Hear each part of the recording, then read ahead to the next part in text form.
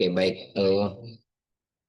Malam ini saya tidak akan membedah seperti yang sebelumnya ya ketika saya launching, di mana saya langsung di situ membahas tentang model-model integrasi di Indonesia gitu dari integrasi interkoneksi, kemudian pengilmuan Islam, kemudian pohon ilmu dan lain-lain gitu ya. Saya tidak lagi membahas itu karena udah pernah saya bahas.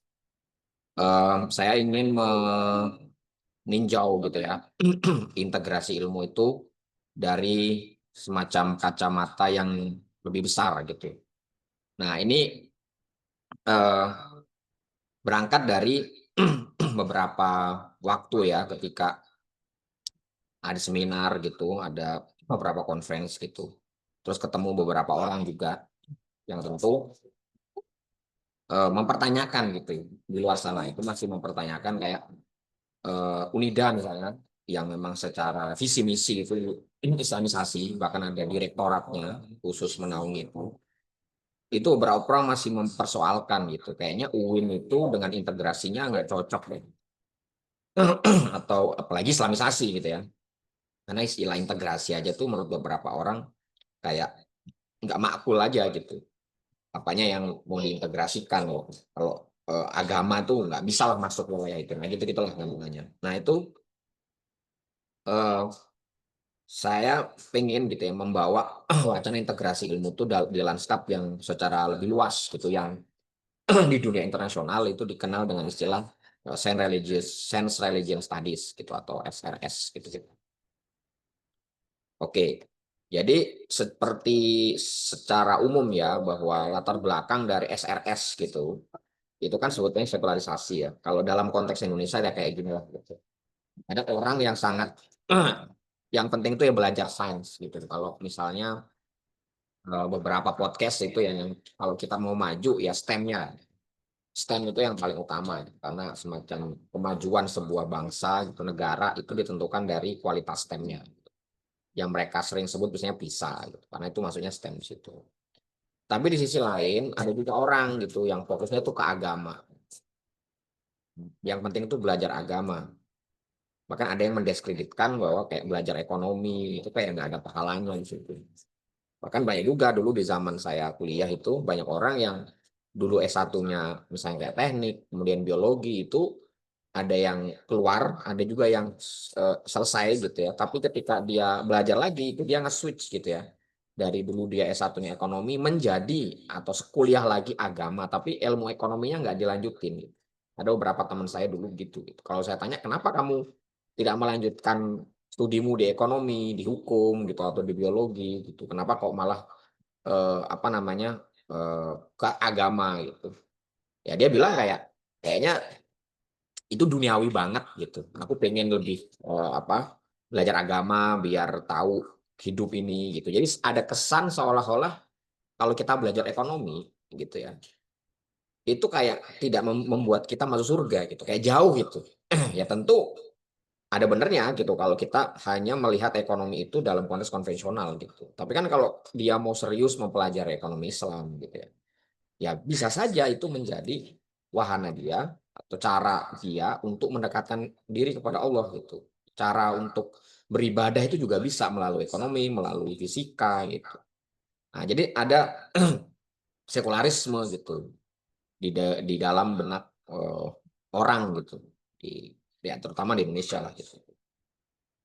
Nah, selain itu, selain selain cara berpikir yang begitu, itu juga ada kesan netralitas sains. Jadi saya lebih suka menggunakan istilah sains ya, karena dulu saya pernah diskusi lah ya, berdebat dengan seseorang yang kuliah di Timur Tengah begitu. Dia mengatakan Islamisasi ilmu itu absurd gitu, karena ilmu itu ya pasti objektif, dia tidak punya warna katakanlah gitu, karena itu berangkat dari ilm gitu. Nah itu menurut saya agak eh, ada kekeliruan gitu. Karena ketika kita ngomongin misalnya Profesor Latas mengatakan Islamization of present day knowledge itu ya bukan ilm yang dimaksud gitu kan, tapi yang mungkin diasosiasikan sebagai science gitu ya. Present day knowledge itu ya science kalau menurut saya gitu, bukan ilm gitu. Jadi tidak pernah Islamisasi ilmu tuh ilmu yang dimaksud tuh ilm. Nah, itu juga yang bersangkutan apa namanya perlu mengklarifikasi gitu. Jadi setelah ilmu itu tuh ya opo ilmu yang yang disebut para mutakalim gitu atau gimana gitu juga dia nggak klarifikasi, tiba-tiba menjas saja gitu. Makanya saya lebih suka science gitu. Jadi science itu tidak netral gitu ya. Karena kalau saya menggunakan kata ilmu nih ada orang yang salah paham, yang dimaksud ilmu itu adalah semacam apa ya, Indonesianya ilm gitu. Memang ya benar lah asalnya dari sana. Jadi totalitas sains saja. Jadi seorang saintis ya, saya menggunakannya masih ilmuwan ya, harus saintis ya. Itu harus objektif ya, karena sains itu objektif dan bebas nilai gitu. Maksudnya itu ya sains itu tadi kayak kata orang tadi yang pernah diskusi sama saya, dia nggak punya warna gitu.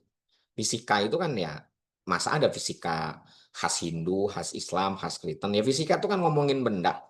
Bisa jadi dia tentang fisika tanah gitu ya, tentang termodinamika, tentang mekanika fluida, apanya yang bermasalah di situ gitu. Ya, terutama di sini sains itu merujuk kepada natural science sih kebanyakan gitu. Jadi itu objektif gitu. Dulu pernah ada juga teman angkatan saya, dia sekarang S2 di Jepang. Dia bilang, apa yang mau diislamkan dari fisika atom gitu dia bilang. Ya nggak Bu, kalau rumusnya ya nggak akan berubah gitu. Tapi kan ada asumsi itu. Tuh. Nah, itu sebenarnya saya mau membicarakan pada apa ya, anggapan orang yang menyatakan bahwa Islamisasi, sains Islam, integrasi itu sesuatu yang absurd gitu ya. Jadi saya mau mencoba mengatengahkan persoalan itu. Nah, terus betulkah begitu? Nah, tapi argumentasi bahwa tadi ya sains itu netral misalnya itu agak bermasalah. Karena gitu misalnya ini ya, apa namanya, impact dari sains itu psikologis gitu. Berarti gitu kan ya, sains tertentu itu mengarahkan gitu kepada keburukan gitu kan. Berarti ada nilai dong gitu yang inherent di dalam sains itu. Tapi itu juga nanti misalnya bisa juga dijawab ya. Misalnya kayak Fazlur Rahman itu kan mengatakan yang salah itu bukan sainsnya gitu, tapi orangnya gitu. Jadi makanya lebih ke etis ya. Dia pernah nulis di sebuah jurnalnya Islamization of Knowledge Response ya. Meskipun secara spesifik Rahman itu ngerespon tulisan apa namanya agendanya Faruqi sebetulnya.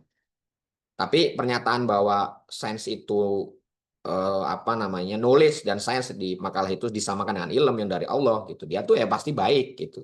Bahkan sihir saja itu baik kalau dia diketahui dan ditempatkan pada tempatnya. Karena sihir itu nggak pernah ngubah realitas gitu kata Rahman itu. Realitas itu tetap akan begitu. Gitu. Cuman persepsi orangnya itu yang dibikin berubah. Maka kalau kata orang itu, kata Rahman itu, yang paling penting itu ngubah orangnya. Gitu. Jadi bagaimana kalau orangnya baik pasti pasti apa namanya hasilnya baik. Nah, krisis ekologis itu ya kita nggak bisa menafikan ya bahwa krisis ekologi itu hasil dari sains. Ya sains itu kan produk dari kebudayaan manusia. Gitu.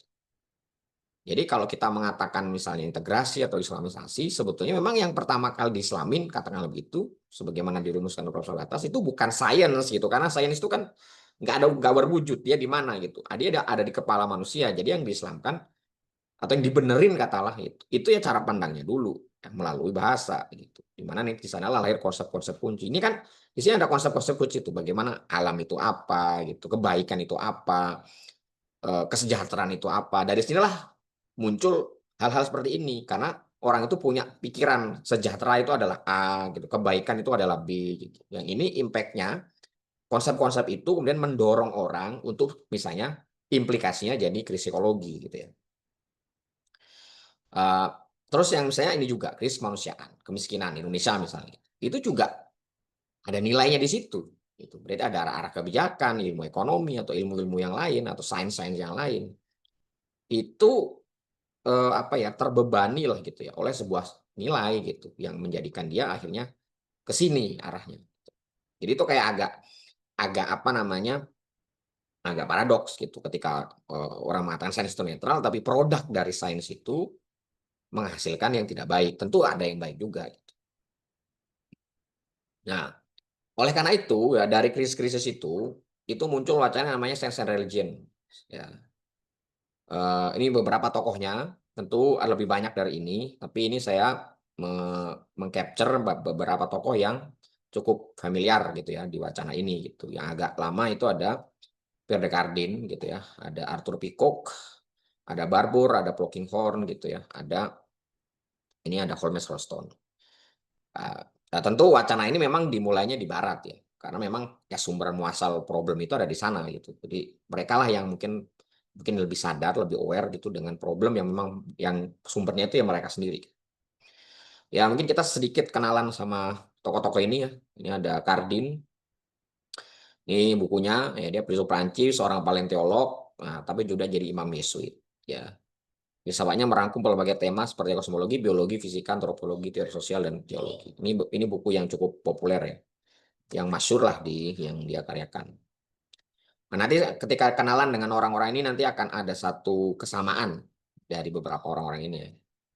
Terus selanjutnya ada Arthur Pickock, dia adalah biokimiawan dan pendeta Anglikan, gitu ya.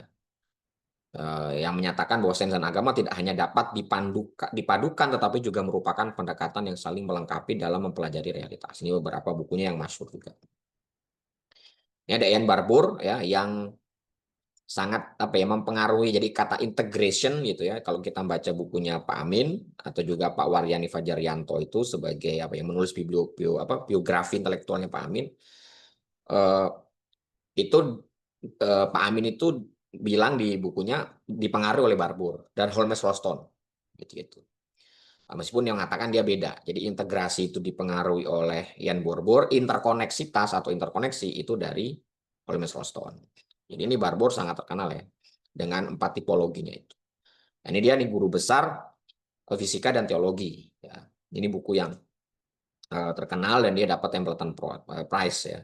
Ya, ini yang sudah diterjemahkan di Indonesia ini yang merah ini ya di Mizan ya, judulnya itu Juru Bicara Tuhan antara Sains dan Agama.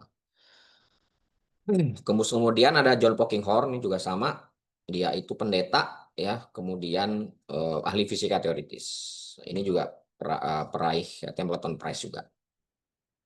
Terus ini ada Holmes Rolston.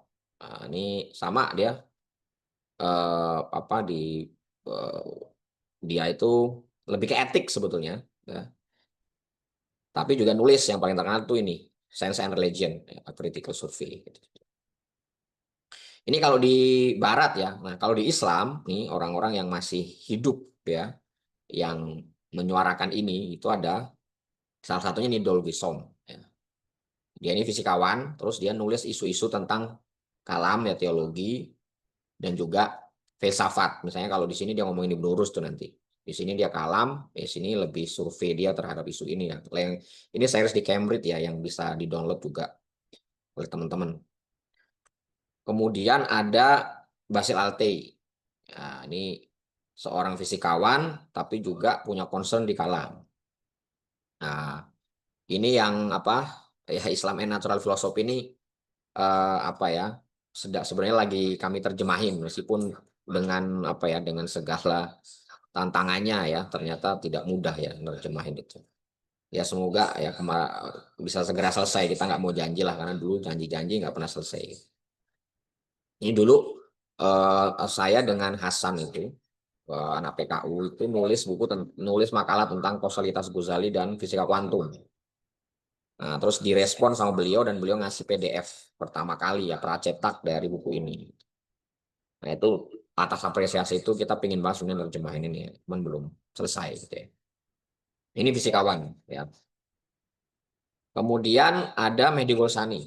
Nah, ini fisika teoris Iran ya, kemudian dia juga seorang yang menekuni apa namanya metafisika dalam khusus ini Sadrian. Ini beberapa bukunya. Nah, ini saya lupa nyantumin satu lagi sebetulnya ada Soaib ya, Soaib Ahmed Malik. Jadi yang saya masukkan ini memang kesamaan dari orang-orang itu, orang-orang yang dari yang Barat sama Islam itu adalah mereka itu adalah saintis. Jadi dia masih bekerja sebagai saintis profesional, tapi dia menekuni bidang gitu ya di wilayah yang filosofis gitu. Makanya dulu waktu awal-awal saya ngomongin ini itu ada yang protes kenapa Nasr nggak dimasukin.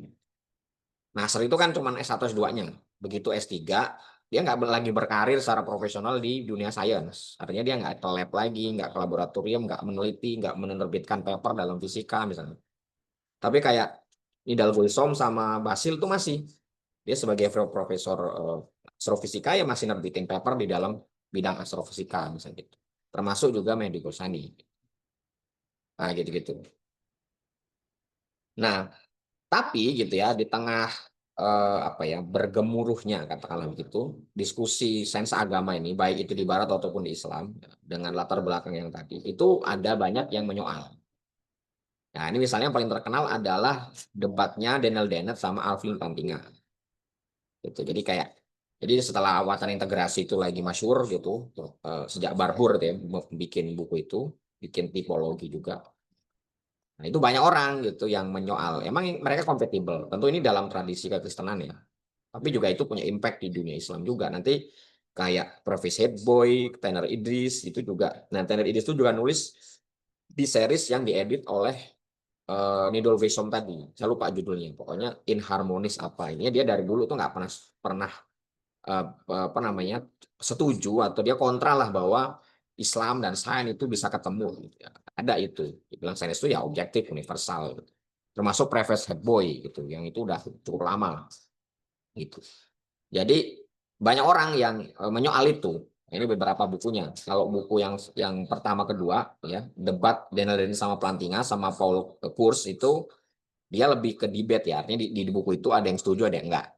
Nah, tapi kalau di bukunya Jerry Coyne itu, ya dia udah mengatakan dia nggak kompatibel, ya argumentasinya banyak. Nah, di sini saya mau mengatakan, sebenarnya apa sih argumen orang-orang ini yang juga di Indonesia juga cukup banyak ya, yang menyoal meskipun mereka tidak menulis secara formal bukunya gitu.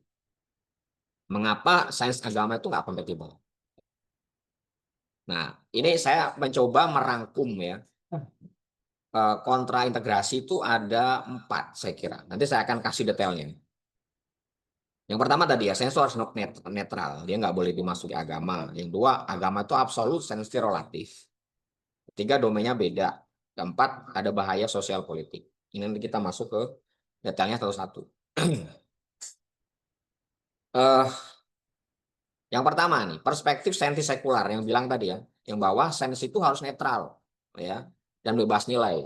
Maksudnya gimana? Ya integrasi itu atau wacana sains agama itu dianggap bahaya karena bisa mencemari sains dengan nilai atau dogma agama gitu. Nah, sains seharusnya berdiri di atas rasionalitas, observasi dan eksperimen, bukan keyakinan. Nah, gitu dia kayak orang tuh kemarin ini, itu tuh domain beda. Sains itu kan suka basisnya itu kan apa ya? Ketidakmapanan, menyoal terus-menerus gitu.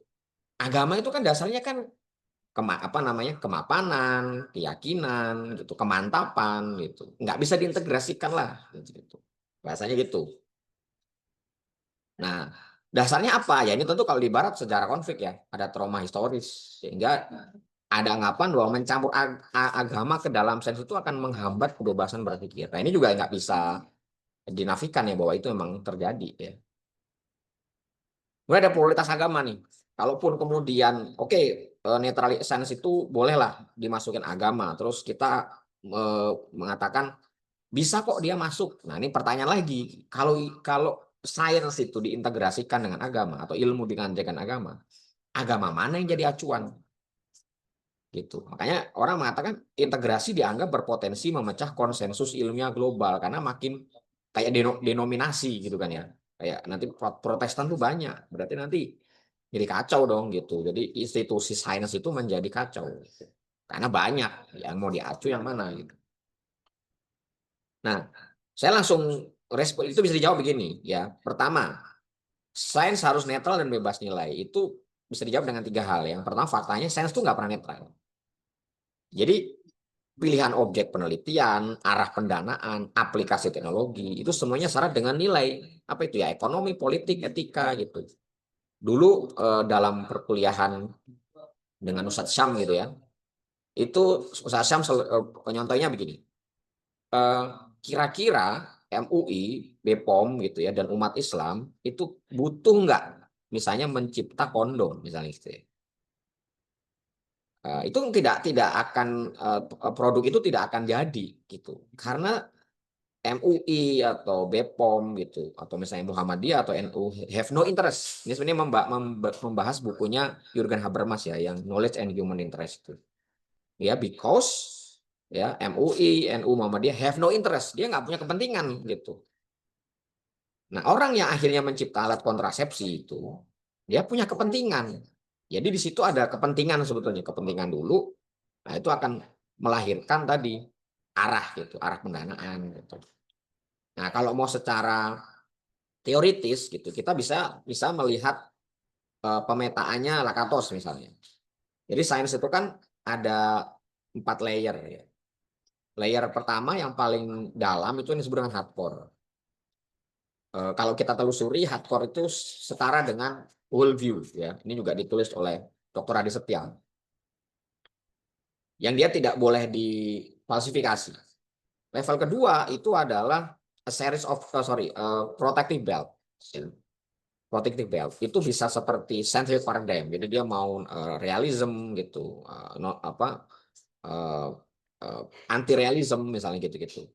Terus yang selanjutnya adalah series of theory. Yang ketiga. Yang keempat itu baru science. Jadi science misalnya kayak matematika dari fisika yang teman saya mengatakan apa yang mau diselamin dari fisika atom ya tentu tidak sainsnya per se dalam artian rumus-rumusnya itu. Tapi bahwa sains itu sebenarnya punya struktur katakanlah begitu ya. Jadi misalnya kalau ada rumus nih sama dengan E equal MC square. E sama dengan MC kuadrat. Nah, setiap simbol di dalam rumus itu kan punya definisi. Punya semacam postulat di belakangnya. Nah, postulat itu merujuk pada satu paradigm tertentu. Dan paradigm itu didasarkan atas satu worldview tertentu. Atau semacam ontological commitment atau metaphysical belief dari ilmuwan itu tentang what is matter, what is energy. Itu kan persoalan yang tidak sederhana dirumuskan secara fisik begitu.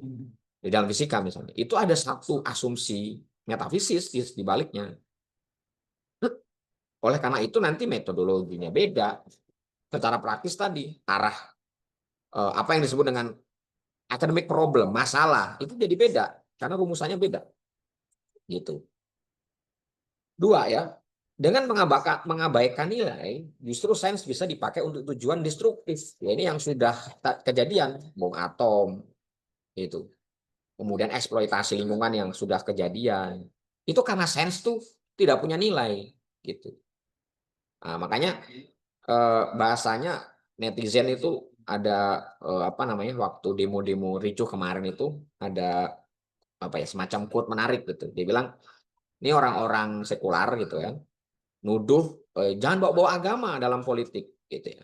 Justru dulu kita pernah demo kan, 21 bukan demo lah ya, unjuk rasa lah gitu. 212 dulu yang rame banget ya zaman kapan itu. Itu kan sampai rumput aja nggak boleh diinjak. Aman, rapi, sampai apa ya, orang tuh saling ngasih gitu, kayak terharu lah gitu. Itu karena bawa agama. Sedangkan sekarang demo nggak bawa agama, malah jijarah.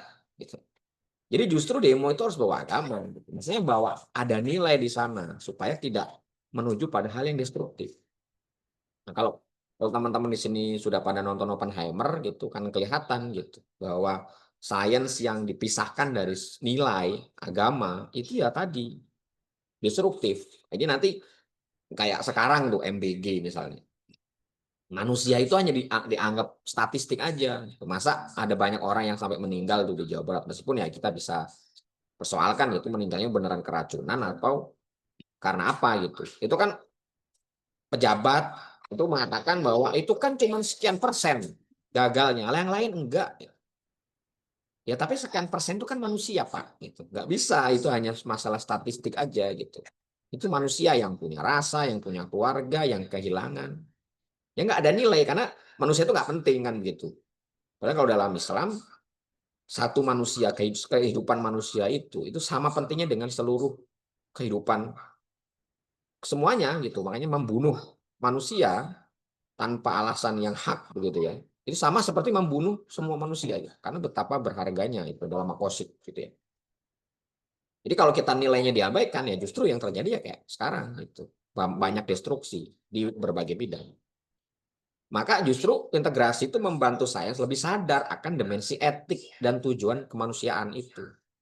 Jadi kalau orang nih mau neliti apa namanya menjadikan manusia jadi eksperimen misalnya, oh ada orang nih punya dana besar, gimana caranya ya saya muda terus. Dia kan harus eksperimen kan nggak eksperimennya nggak mungkin dia itu yang pengen muda terus. Orang lain itu yang jadi eksperimen. Nanti tiba-tiba orangnya mati ganti orang lain. Di mana letak kemanusiaannya kalau gitu? Atau misalnya di beberapa film dokumenter tentang bagaimana Nazi itu punya eksperimen, Rusia punya eksperimen dengan itu mengerikan sekali. Itu ketika sains misalnya tidak dimasukkan atau tidak direlasikan dengan agama. Jadi nggak ada dimensi etik, nggak ada dimensi teleologis lah katakanlah gitu. Karena yang memberikan itu ya agama salah satunya. Oke, selanjutnya adalah perspektif agamawan konservatif. Dia mengatakan nggak bisa tuh. Jadi ilmu itu atau sains itu relatif, ya, agama absolut gitu. Jadi beberapa kelompok religius itu nolak integrasi karena takut kebenaran agama jadi ditawar-tawar oleh sains yang sifatnya berubah-ubah. Dan beberapa orang makanya udah sains itu netral. Agama sains kan beberapa banyak orang gitu. Apalagi orang yang nggak setuju dengan filsafat tuh misalnya. Biasanya ya udah sains tuh sains aja gitu. Dulu pernah ada anak PKU itu yang dipersoalkan gitu oleh seorang dokter gitu karena dia nulis buku tentang apa ya, kritik atas konsepsi kedokteran barat gitu. Terus dia bilang apa masalahnya dengan kedokteran modern gitu? Toh kedokteran modern itu ngambil dari Ibnu Sina juga kok, ngambil dari Islam juga kok, kan rasionalitas empirisme itu kan dari Islam katanya gitu. Dia nggak tahu bahwa rasionalitas atau rasionalisme itu dari mana gitu. Terus apakah benar gitu? Kalau dia emang mengambil dari Islam, oke menang benar. Tapi yang diambil yang apanya? Apakah semuanya diambil kan gitu? Jadi dia menganggap bahwa ilmu kedokteran itu nggak ada masalah, baik-baik aja. Tinggal dokternya gimana. Jadi nggak usah lah diintegrasikan karena takutnya gitu. Agama yang suci itu menjadi yang sakral jadi profan gara-gara ditarik ke wilayah perdebatan yang sifatnya apa namanya tidak mapan. Kan riset itu kan nggak pernah mutlak gitu. Makanya mengatakan ya udahlah nggak usah dibawa-bawa. Itu nanti justru agama tuh malah tercemar. Nah gitu. Jadi yang selanjutnya ada ketakutan sinkretisme. Jadi integrasi dilihat bisa mencairkan batas agama, menciptakan interpretasi baru yang dianggap menyimpang dari tradisi. Karena tadi ini ngikutin logika yang nomor satu. Kalau integrasi agama itu direlasikan dengan sains kan agama mana yang jadi rujukan? Akhirnya kan ya udah semua agama kalau gitu, kayak perennial misalnya gitu ya. Ya berarti nanti ada semacam bid'ah kan gitu. Karena misalnya Islam dicampur dengan agama-agama yang lain misalnya gitu. Nah, kemudian ada kecurigaan ideologis, ya. Ada yang menganggap ya integrasi hanya proyek elit akademik yang tidak membumi bagi umat. Jadi kayaknya sebenarnya yang dibutuhkan umat tuh bukan integrasi atau apalah itu gitu. Ya, tapi ya hal-hal yang sifatnya praktis tadi yang kalau kata dokter itu eh, misalnya rumah sakit yang gratis, pelayanan yang memadai, yang ramah, itu yang dibutuhkan umat itu, bukan wacana itu. Ada yang punya pandangan demikian. Nah, jawabannya apa? Untuk mengatakan bahwa agama berbasis wahyu yang mutlak sementara saya selalu berubah, gitu ya. Satu ya integrasi itu bukan berarti menyamakan keduanya, gitu. Itu nggak pernah ada juga wacana integrasi itu atau misalnya islamisasi juga mengatakan itu sama, gitu. Ada kita punya konsep yang namanya sawabit dan mutaghayyirot, ada qot'i zoni, ada usul furu, gitu. Jadi tidak semuanya berubah, tidak semuanya tetap. Gitu. Ada yang tetap, ada yang berubah. Nah, kita harus menempatkan nih mana yang tetap, mana yang berubah gitu. Jadi sains yang qot'i itu nggak akan bertentangan dengan dalil agama yang qot'i. Nah, gitu-gitu. Itu salah satu apa ya dalil ya, usul fiqh ya, yang pernah kami diajarin gitu. Jadi ada ilmu dunia yang qot'i misalnya kalau dicontohin itu kayak matematika misalnya gitu. 1+1 sama dengan 2. Itu kan qot'i. Ya dia nggak akan bertentangan lah dengan ajaran manapun gitu. Integrasi bukan berarti menyamakan keduanya, melainkan dialog tulus dan kreatif. Gitu. Ini dialog kita apa namanya para saintis dan ilmuwan dan juga para agamawan atau orang yang dia di dalam dirinya itu adalah seorang saintis dan agamawan itu kemudian berdialog secara tulus. Gitu. Tulus itu tidak ada kepentingan gimana-gimana. Intinya adalah bagaimana kemanusiaan, kebaikan itu menjadi yang utama. Bagaimana orang itu, misalnya kalau dalam kedokteran gimana caranya rumah sakit itu nggak mahal, orang bisa mengakses itu. Tapi juga kalau dalam Islam obatnya tidak haram, tidak dari babi, dari gelatin, gitu. Itu kan satu dialog gitu, yang tulus dan itu justru akan menghasilkan satu produk yang baru. Di situ ada kreativitas kan sebenarnya. Jadi agama memberi horizon, makna, tujuan, dan moral. Sains memberi pengetahuan tentang mekanisme empiris. Gitu-gitu. Jadi itu tidak kemudian dicampur adukan gitu. Jadi ada hierarki sebetulnya. Nah, yang kedua, justru integrasi menjaga agar agama tidak lepas landas tanpa realitas dan sains tidak kosong makna. Maksud saya gini, kan ada banyak nih orang yang kayak kemarin yang zaman COVID, itu kan salah memaknai hadis tertentu atau Quran atau ayat tertentu yang mengatakan bahwa vaksin itu nggak boleh. Akhirnya ada beberapa pondok itu yang kena COVID semua. Padahal Islam itu tidak anti rasionalitas, tidak anti sains itu. Ada juga kemarin yang di mana Madura kalau nggak salah ya. Itu yang menolak imunisasi, akhirnya kena apa campak kalau nggak salah. Ada yang meninggal. Nah, itu kan nggak begitu. Bayangin kalau agama itu kemudian tidak bersangkut paut dengan sains gitu.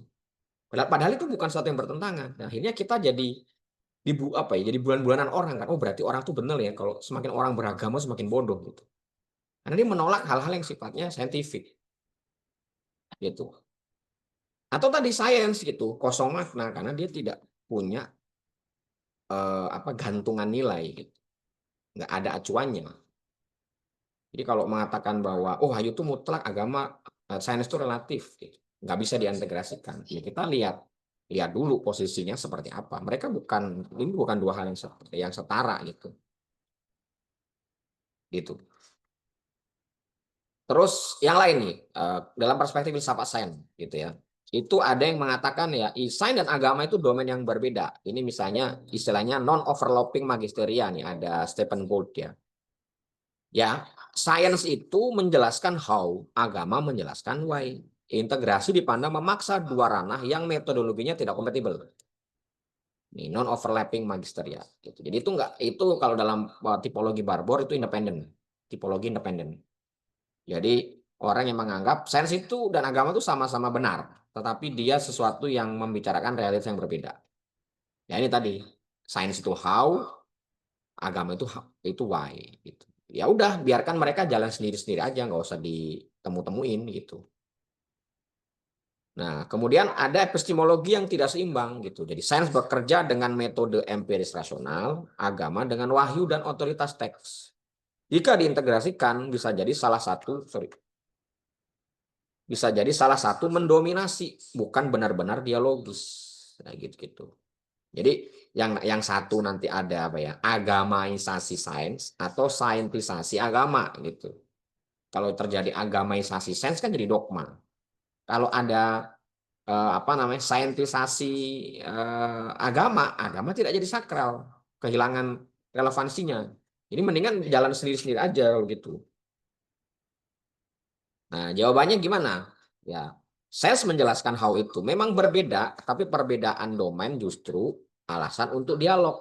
Nah, ini contoh konkretnya nih. Isu kontemporer nih kayak bioetika, ekologi, AI, genetik itu nggak bisa dijawab dengan how. Dia harus ada why. Makanya pertanyaan why and should itu menuntut keterlambatan agama. Ini kan misalnya kayak kasus apa namanya kayak kemarin yang Chat GPT itu gara-gara dia ngechat terus sama GPT akhirnya dibunuh diri. Itu mau diapain? Kan nggak bisa pakai how. Nah, itu kan ngomongnya nilai. Atau misalnya ada kasus misalnya mobil ini autonomous itu, mobil yang nyetir sendiri gitu ya. Itu misalnya meskipun sudah di apa namanya dites dengan berbagai cara, dia kalau ada orang itu langsung berhenti sendiri. Kan ada beberapa tuh kayak Tesla di Amerika sering terlihat orang itu tidur di dalam mobil karena mobilnya bisa nyetir sendiri gitu. Dia otonomus gitu ya. Terus misalnya entah error entah apa, mobil itu nabrak orang dan orangnya meninggal. Terus yang mau disalahin siapa? Yang punya mobil, Elon Musk gitu, atau yang bikin program, atau engineer, atau siapa nih? Itu kalau kita hanya ngomongin how aja, nggak bisa dijawab itu. Itu persoalan etik nanti. Makanya persoalan why and should itu nggak bisa nggak dalam kehidupan itu. Pasti ada. Ya, yang kayak kasus ChatGPT itu mau diapain? Gitu. Kan nggak bisa juga kemudian langsung apa namanya? Memang ada semacam problem ya di apa namanya di dalam program dari di apa namanya ChatGPT itu yang seperti dia itu bukannya malah ngelarang malah Ya, ChatGPT itu kan suka yang ini kita aja kan, kayak apapun tuh selalu positif gitu. Jadi kita ngomong apa aja tuh pasti bagus, pertanyaan bagus gitu. Nah, memang dia robot kan gitu, memang dirancang begitu. Seperti netral padahal enggak juga sebetulnya. Nah, tapi peran dia seorang itu punya nilai itu yang akan semacam memagari ya tadi why and should gitu. Jadi ada yang harus, ada yang nggak boleh. Yang nggak boleh itu kadang-kadang kalau misalnya dirasionalisasikan kadang juga nggak masuk gitu. Tapi kadang-kadang harus gitu. Nah, why gitu. Nah, itu agama masuk di situ. Jadi integrasi bukan menghapus domain tapi mempertemukan keduanya di titik perjumpaan. Gitu. Jadi ya tadi persoalan-persoalan kehidupan itu nggak hanya bisa dijawab dengan how, gitu. Tapi kenapa? Nah itu kenapa itu sains nggak bisa jawab. Kan itu masalahnya meaning dan itu agama atau nilai yang menjawab. Kemudian dari perspektif yang terakhir nih, perspektif sosial politik. Eh, ada orang yang apa namanya takut dengan bahaya ideologisasi. Jadi integrasi itu sering dituduh hanya proyek ideologis gitu. Misalnya Islamisasi itu ya untuk Muslim atau kreasionisme itu proyek Kristen konservatif. Ya gitu. Jadi ini sebenarnya proyek ideologis saja gitu loh. Yang kedua itu instrumentalisasi kekuasaan. Jadi ada kekhawatiran gitu. Kalau ya integrasi dijadikan alat kontrol politik di mana sen dipaksa tunduk pada tafsir agama yang dominan. Nah, ini misalnya kalau kita nyerempet dikit sama integrasi itu biasanya dikhawatirkan oleh Pak Kunto. Makanya Pak Kunto itu tidak menggunakan istilah Islamisasi, tapi pengilmuan Islam.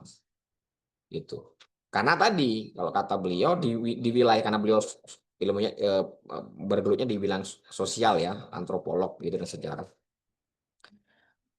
Di dunia sosial, di dunia realitas itu, di dunia sosial itu atau masyarakat itu kan nggak bisa kita maksain harus Islam. Ya udah dibuktiin aja secara objektif bahwa Islam itu yang paling oke. Tapi tidak dalam artian hadis, tidak di dalam mengatakan Islam. Pokoknya tunjukin aja misalnya umat Islam tuh pokoknya yang penting baik, dia rapi, dia cerdas, dia bersih. Udah automatically itu udah nerapin nerapin nilai-nilai Islam tanpa dilabeli Islam. Itu jadi nggak usah lah istilah Islamisasi. Meskipun pergeseran dari Islamisasi ke pengilmuan Islam itu sebenarnya didasari atas satu fenomena yang jadi lelucon kan di waktu itu. Jadi kayak tadi Islamisasi kedokteran itu berarti sontek pakai Bismillah gitu-gitu. Ada sontek Islami, motor Islami gitu. Itu waktu itu akhirnya Pak Kunto itu gelisahnya, aduh diganti aja lah istilahnya. Nah tapi itu juga menurut saya bermasalah gitu karena pengilmuan Islam itu seperti mengandaikan gitu Islam itu di situ tidak inherent ada ilmunya sehingga perlu di pengilmuannya. Meskipun sebetulnya kalau mau ditarik maksud beliau itu bahwa umat Islam. Jadi yang kalau ngomong itu bukan pengilmuan Islam, pengilmuan Muslim gitu. Itu kan bisa dilihat dari apa itu selama tinggal mitos, selama datang realitas, gitu kan. Bahwa beliau melihat ya masyarakat Islam di era beliau di Indonesia itu masih terjebak pada mitos, hal-hal yang sifatnya tidak ilmiah gitu. Nah, beliau ingin Islam itu kan dulu ilmiah, dia mulai dari Iqra gitu. Tapi kok umatnya begitu? Nah, sebenarnya kan yang bermasalah bukan Islamnya kan, tapi Muslimnya gitu. Tapi beliau kemudian menggunakan istilah pengilmuan Islam. Nah, itu gara-gara ini ada kekhawatiran instrumentalisasi kekuasaan. Nanti kalau Islam yang jadi apa namanya yang diputuskan Islam nih, itu integrasi itu fokusnya ke Islam. Nah, nanti berarti Islam tuh yang non Islam gimana? Nah, kita bisa jawab ini bisa pertama gini. Resiko itu memang ada resiko tadi itu ya. Ya, tapi bisa diantisipasi dengan kebebasan akademis ya dan integritas akademik. Jadi asalkan orang yang punya otoritas, dia punya keilmuan yang cukup, dia berintegritas di dalam ilmunya. Itu bebas tuh berdiskusi, berdialog, saling sangat satu sama lain. Jadi jangan ditekan gitu. Jadi jangan karena kamu partainya beda, pilihan presidennya beda, apalagi agamanya beda, kemudian oh kamu nggak boleh ngomong. Asalkan kebebasan dan integritas akademik itu dijaga, itu justru akan ada semacam pertemuan-pertemuan dan kolaborasi menarik sebetulnya. Gitu. Nah, cuman dalam konteks kita ya tidak mudah ya untuk play dengan kultur akademik kita ini. Jadi asalkan itu dilakukan nggak akan ada yang namanya ideologisasi lah gitu ya. Justru ya tadi tanpa integrasi, sains sering jatuh dalam kontrol ideologi lain. Jadi kalau tadi ada kekhawatiran semacam ada ideologisasi, integrasi, islamisasi atau apapun itu adalah semacam proyek ideologis.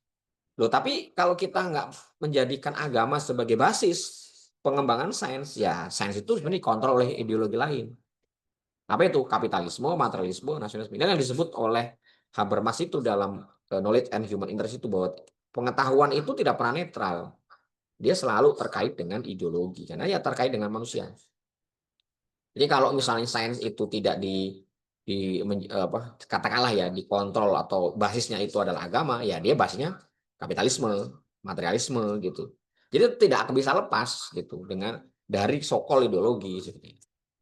Maka pertanyaannya itu bukan apakah sains akan diwarnai oleh ya akan diwarnai oleh ideologi, tapi semacam ideologi mana yang akan mewarnai sains.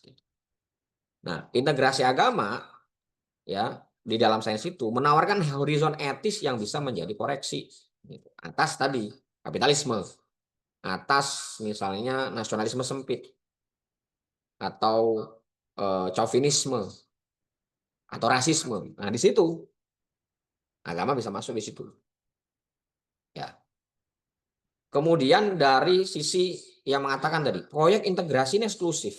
Nah, Islamisasi itu untuk Muslim, terus kreasionisme itu untuk Kristen. Ya, ya berarti nggak universal dong. Nah, saya punya dua jawaban di sini. Pertama jawaban umum dan jawaban khusus. Jawaban umumnya, jadi memang ya semua tradisi itu punya versi integrasinya sendiri. Ya, ada Barbour, ada Hawk, ada Polkinghorne gitu, ada Profesor Latas, ada Al-Faruqi. Ya mungkin aja ada ilmuwan Hindu atau Yahudi atau Buddha gitu yang lagi punya proyek yang sama. Mungkin aja ada. Nah, ini menunjukkan bahwa integrasi itu wacana global, dia nggak sektarian gitu ya. Eh, Bagaimana ya apa namanya? Tinggal nanti orang-orang ini dipertemukan aja. Kita kan kalau dalam agama simpel aja kalau Islam asalkan dia tidak menyentuh pada persoalan-persoalan yang usul, ya udah kita bisa kerjasama dan nggak ada masalah kan. Maka dengan mengakui pluralitas tadi, integrasi menjadi arena kreativitas, inovasi, dan kerjasama yang memperkaya peradaban. Ya tadi kalau dalam Islam simpel, dia tidak masuk persoalan-persoalan usul akidah. Jadi nggak usah ngomongin Tuhannya kayak mana gitu. Yang ya mau kamu Hindu, mau kamu Kristen, ya kita menolak oligarki, kita menolak eksploitasi lingkungan. Nah, kita rumusin nih. Islam punya usul fiqh, dia punya prosedur syariah. Nanti Hindu punya apa? Ya tinggal kerjasama aja. Nanti jawabannya itu sebenarnya ada yang di akhir nanti ya, yang untuk jawab ini semua. Yang selanjutnya adalah jawaban khusus. Ini dalam perspektif Islam. Jadi saya punya 4 jawaban. Yang pertama, Islam sebagai world universal ya, bukan partikular. Ini tentu klaim klaim sebagai saya misalnya sebagai umat Islam gitu ya. Pertama, ya dalam Islam ya tauhid adalah prinsip dasar kosmologi dan epistemologi ya. Ia mengandaikan bahwa realitas itu satu berasal dari Allah dan pengetahuan manusia selalu terkait dengannya. Nah, ini berimplikasi tadi dengan kerangka ini sains dalam perspektif Islam tidak eksklusif bagi Muslim. Ya, ia mengklaim bahwa sains apapun yang sejati harus selaras dengan realitas ciptaan Allah. Makanya penemuan-penemuan orang yang bahkan tidak Muslim pun itu kita akui kebenarannya karena dia sebetulnya sedang menggali misteri dari ciptaan, dari misteri penciptaan. Ya meskipun orang ateis tuh dia nggak meyakini itu bagian dari Tuhan. Tapi kita mengatakan bahwa temuan orang yang ateis pun itu sebetulnya bisa membenarkan, menjustifikasi adanya semacam fine tune gitu ya. Satu rancangan, satu keterlibatan Tuhan ya, di dalam alam ciptaan gitu. Sebetulnya gitu. Yang selanjutnya ya, maka Islamisasi itu kan bukan Arabisasi. Meskipun tidak bisa lepas dari Arab, tidak semuanya kita gitu. Atau Islam hanya untuk Muslim gitu. Ya, tapi penataan ulang sains agar selaras dengan realitas universal yang tauhidi gitu. Nah, itu kan tinggal tinggal apa namanya? Tinggal bagaimana kita mengargumentasikan itu. Nah, problemnya kadang-kadang banyak orang itu tidak tidak dulu membaca secara utuh langsung judgmentatif gitu ya. Terus yang kedua, jawaban yang kedua adalah universality berbeda dengan secular universality. Gitu. Ya kan?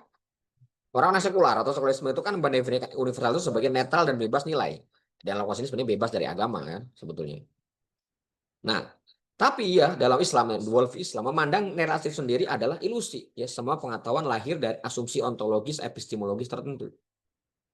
Karena buktinya tadi dari Yunani tidak semua yang kita ambil dari Yunani, dari India, dari Cina, kan nggak semuanya kita serap. Kemudian Islam dibawa ke Barat, itu kan nggak semuanya. Makanya dulu Ustadz Hamid pernah ditanya terus dijawab gini, kalau semua ilmu itu seharusnya universal, kenapa usul fikih itu nggak berkembang di Barat? Gitu. Kenapa ilmu mawaris? Gitu. Ya karena ada worldview tertentu yang nggak cocok sama mereka. Begitupun juga misalnya astrologi itu nggak berkembang di Islam karena ada worldview, ada akidah ya yang nggak bisa kita mengembangkan astrologi. Ya, kalau sekularisme boleh mengklaim universality dengan asumsi nature are closed system, berarti nggak ada perancang di situ. Mengapa Islam nggak boleh mengklaim universality dengan asumsi nature as creation of Allah? Ya, meskipun nanti ini, kalau gitu berarti sains itu hanya klaim-klaiman. Ada sisi itunya memang, gitu. Dia ada sisi objektivitasnya, ada sisi klaim-klaiman. Saya yang latar belakangnya eksak gitu ya, dulu anak teknik. Kalau kita belajar fisika gitu ya, semakin dalam atau membaca buku-buku fisika semakin dalam, itu nggak pernah tunggal. Bahkan mazhab matematika aja banyak. Ada platonisme, ada intuisionisme, ada logisisme, ada nominalisme. Itu matematika yang sangat apa yang mau diselami dari rumus-rumus itu ya tergantung mazhab apa ente gitu. Makanya saya dulu pernah ngasih teman saya tuh anak MIPA, lu baca deh 3 jilidnya Principianya Whitehead sama Bertrand Russell gitu. Dia itu kan butuh ratusan halaman untuk buktiin bahwa 1 tambah 1 sama dengan 2 kan itu. Itu kan kayak kurang kerjaan. 1 tambah 1 kan sama dengan 2. Ya tergantung karena Whitehead sama Russell ini nominalis ya. Ya atau logisis lah ya, logisisme lah bahwa semua matematika itu bisa direduksi menjadi prinsip-prinsip logika. Maka dia harus membangun semacam satu aturan ketat dalam logika bahwa sah 1 tambah 1 sama dengan 2. Nah, itu kan dia mendefinisikan semua itu. Di matematika, fisika juga sama. Ketika kita ngomongin waktu, itu kan ada presentisme, ada eternalisme. Kita ngomongin waktu itu apa? Maka itu akan menghasilkan teori yang beda. Gitu. Jadi sebetulnya yang dianggap apa namanya universal itu apa? Makanya Bertrand Russell itu dalam The Problem of Philosophy itu kan pernah bahas ya tentang appearance and reality, realitas dan penampakan. Jadi penampakan itu tidak selalu mewakili realitas secara utuh. Atau Alan Chalmers tuh dalam buku What is Called Sense itu kan bilang begini, bahwa tidak ada fakta kalau di dalam sains itu yang murni fakta. Semua fakta itu selalu bermuatan teori. Gitu. Jadi every fact ya is theory laden gitu ya. Jadi semua yang dianggap fakta itu sebenarnya mengandung teori gitu. Misalnya dia nyontohin ini loh rongsenan kedokteran yang kalau kita misalnya tulangnya patah itu kan di rongsen gitu ya. Dia nyontohin gambarnya sama, tapi anak kedokteran tahun pertama, tahun kedua, tahun ketiga itu bisa menjelaskan dengan cara yang berbeda, meskipun gambarnya sama.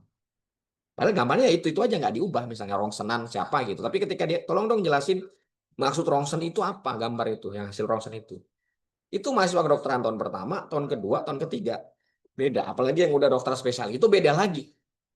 Cara jelasin gambar itu. Padahal gambarnya sama. Ya karena tadi, itu kan penampakannya, tapi apakah itu realitasnya? Ya nggak tahu. Ya belum tentu. Gitu. Makanya sebetulnya apa yang kita anggap sebagai fakta, sebagai realitas, itu tuh tidak sesederhana itu sebetulnya. Oke. Yang selanjutnya adalah sains itu sebagai ilmu dan hikmah ini kalau dalam Islam ya. Jadi dalam pandangan Islam ilmu itu terkait dengan hikmah, yaitu keteraturan kosmos yang bisa dipahami siapapun yang serius dalam bidangnya. Ini kan kalau hikmah itu kalau kata Profesor Latas adalah pengetahuan yang diberikan oleh Allah kepada kita tentang batas-batas dan tempat-tempat segala sesuatu. Makanya kita kalau diberikan hikmah itu adalah suatu anugerah yang besar karena kita bisa tahu batas-batas segala sesuatu. Gitu. Nah, jadi apa namanya? Makanya orang itu semakin dia tekun ya di dalam kajiannya, itu dia akan menemukan mutiara-mutiara, misteri-misteri dan kekaguman-kekaguman meskipun tidak selalu berakhir dengan hidayah ya. Tapi dia Banyak orang yang agnostik itu kan jadi semacam religius gitu. Kayak nggak mungkin lah semesta ini serumit ini tuh nggak ada yang ngerancang misalnya. Karena tadi semakin dia serius menekuni bidangnya apapun itu ya, dia akan menemukan sesuatu yang amazing. Makanya banyak juga beberapa ilmuwan tuh akhirnya masuk Islam. Gitu. Tapi ya kalau nggak minimal dia ada wondering ya, ada kayak nggak mungkin lah ini tuh nggak dicipta atau ada benar-benar ini kebetulan misalnya. Itu akan tidak akan keluar dari orang-orang yang punya kepakaran di satu bidang. Maka ya jika Islamisasi berhasil nih misalnya ya, atau integrasi, ia menawarkan kontribusi bagi siapapun. Jadi bukan hanya Muslim itu, siapapun gitu. Jadi kalau kita misalnya punya kontribusi, misalnya kontribusinya Ibnu Haytham tentang kamera obscura, itu kan sampai sekarang dipakai opticsnya beliau atau Tusi Couple dalam astronomi. Itu kan masih menjadi satu persoalan, termasuk juga Al-Hazen problem di dalam matematika. Itu kontribusinya besar Al-Khwarizmi. Begitupun juga sebetulnya orang yang agama lain. Jadi memang ada sisi universalitasnya gitu. Jadi misalnya nih konsep makosidus syariah dalam bioetika bisa relevan juga untuk non-muslim sebagai etika kemanusiaan baru lahir dari worldview Islam. Kita menggunakan Rasul Homsah tuh misalnya ada Hebrew Nasel, kemudian ada Hibdudin dan lain-lain itu meskipun dari Islam kalau diterapkan untuk non Islam apakah itu ngaruh? Maksudnya ngaruh tuh bikin dia cacat atau apa enggak? Justru kebaikan kan itu. Nah, terus ini argumen yang terakhir ya yaitu tinjauan historis ya. Jika kita belajar sejarah sains atau sejarah pemikiran, ya, filsafat Yunani juga lahir dari konteks partikular, polis Yunani ya, tapi kemudian diklaim universal dan diterima lintas budaya, termasuk juga diambil oleh orang Islam, oleh para filsuf dan ilmuwan Islam gitu. Demikian juga sains modern lahir dari Barat dengan tradisi Judeo-Kristiannya. Ya meskipun nggak spesifik begitu. Ya. Sebenarnya Barat itu nggak Kristen, nggak Islam ya, dia Barat itu Barat. Makanya Alatas mengatakan ketika beralih dari Yerusalem ke Vatikan itu kan telah terjadi westernisasi Kristen. Tapi dalam konteks agama ya tradisinya Judeo-Kristen. Tapi kini disebut universal.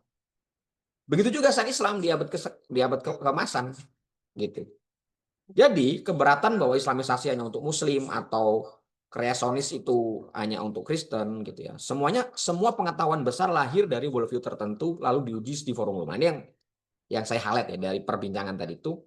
Yang paling penting adalah bisa diuji dulu. Dan eh, salah satu hal penting ya kalau kita belajar sejarah sains itu adalah bahwa sebuah paradigma saintifik teori atau sebuah ide misalnya Islamisasi itu nggak bisa mapan atau nggak bisa dibuktikan atau kemanfaatannya itu dalam waktu yang singkat. Makanya ketika dulu ada orang-orang yang selalu sinis dengan Islamisasi itu ya misalnya waktu COVID itu suka nyerang mana nih INSIS, mana nih UNIDA yang Islamisasi bisa bikin apa namanya itu vaksin nggak? Nah ini orang ini nggak paham ini. Kalau kita baca Kuhn misalnya gitu atau Popper juga ya, itu tidak dalam waktu yang singkat, 1 abad atau lebih minimal. Dan sebenarnya sains modern itu kan belum lama sebetulnya. Jadi dia butuh waktu yang lama.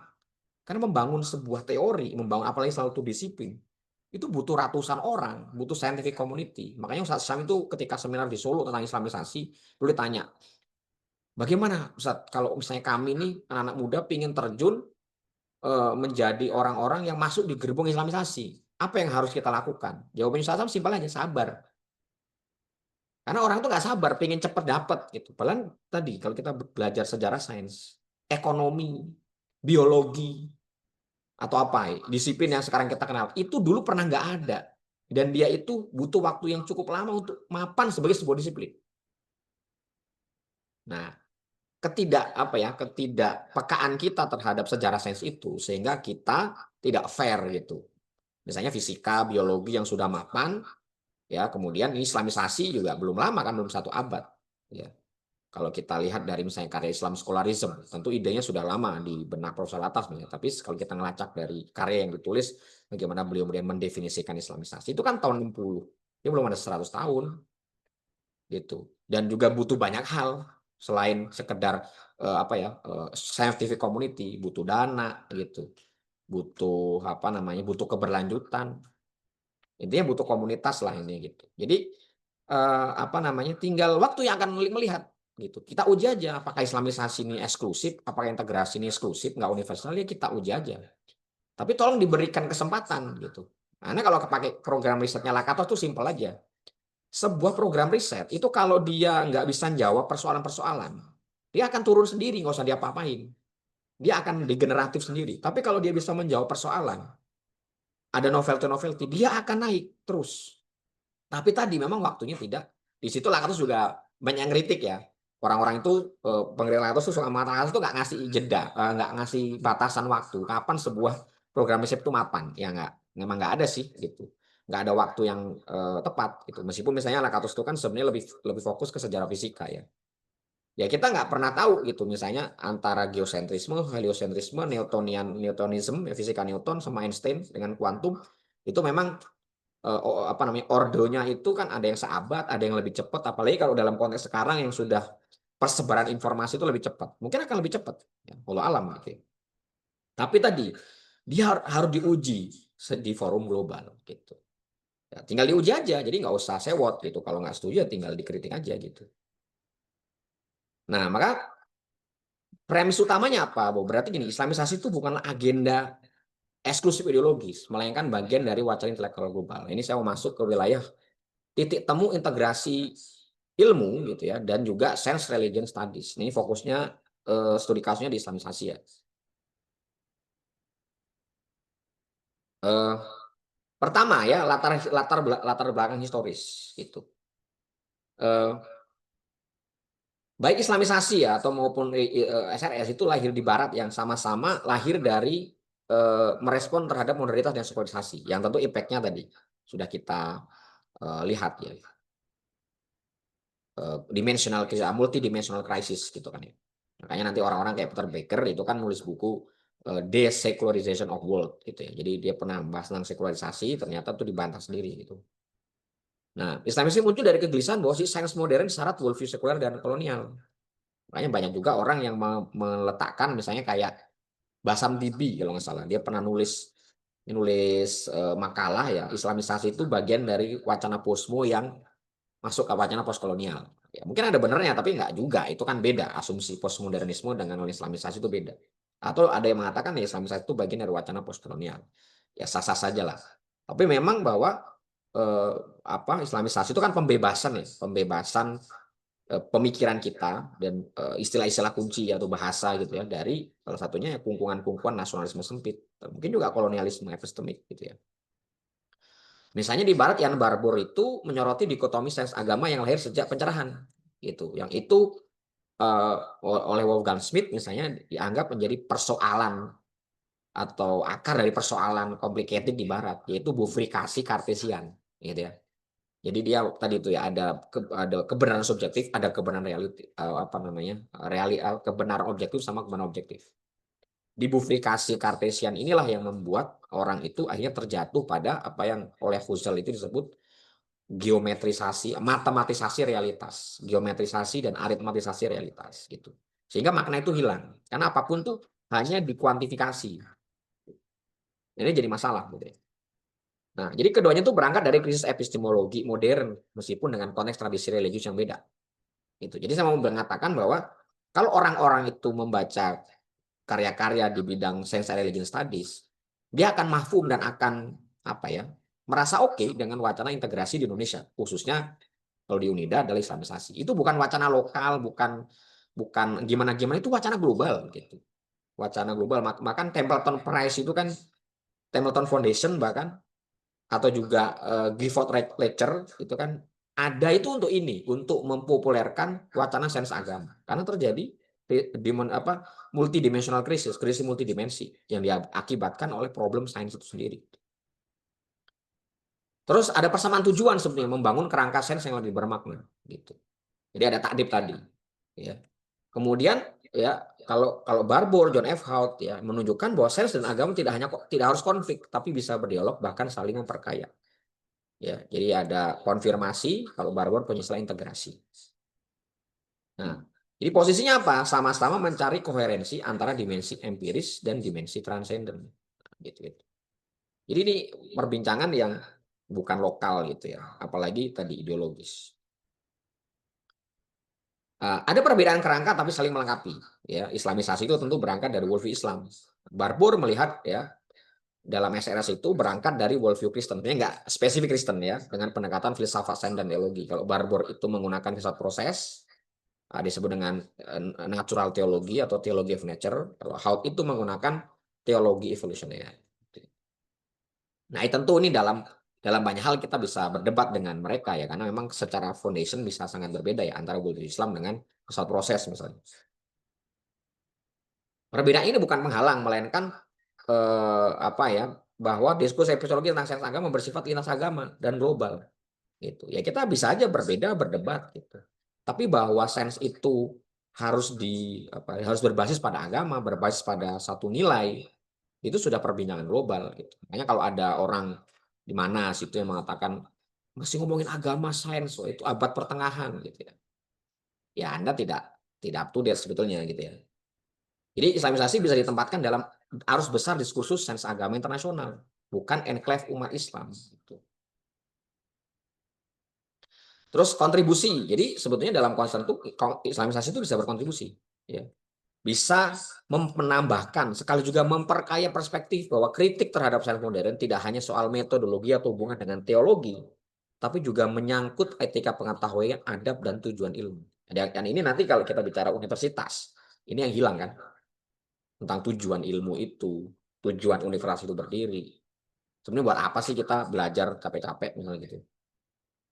Nah, ini melengkapi model-model yang ditawarkan Barbour gitu dengan menawarkan value laden science gitu. Jadi apa namanya? Ya tentu memperkaya lah gitu ya.